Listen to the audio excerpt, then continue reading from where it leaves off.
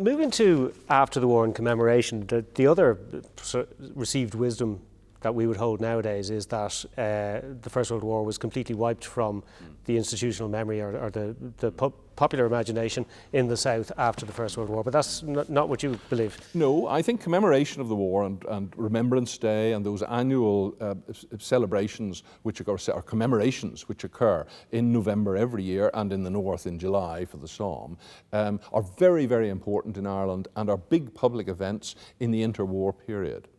The Second World War is where there's a big division of attitudes because Ireland, independent Ireland, is neutral and it means that joining the British Army is a political step and that celebrating people who joined the British Army, as you would do for the First World War in 1940, 41, 42, has a political resonance to it that wasn't quite so strong, or was differently strong in the 1920s and 30s. So another point which you need to make about commemoration is there's public commemoration and there's private engagement with this. The 20,000, 30,000 fatalities of the war, they leave families, they leave the bereaved. These men are all buried, their remains stay on the battlefield.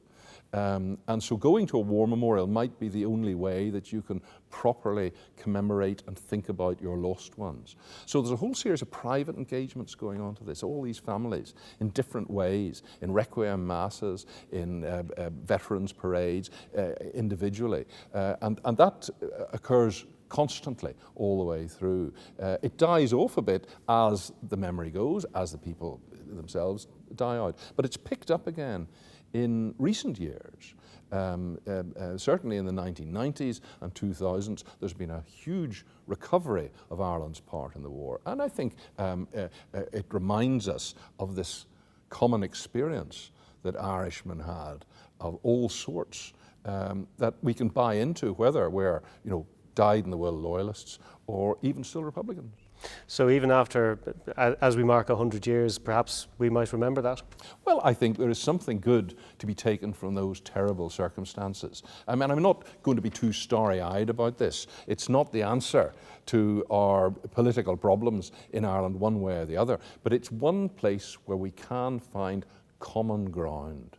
That common ground that exists on the Somme, in Gallipoli, in Palestine. There are Irishmen across the world.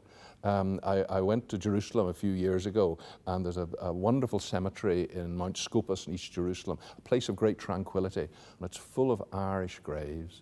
And what brought those young men to that foreign land is something we do well to ponder on.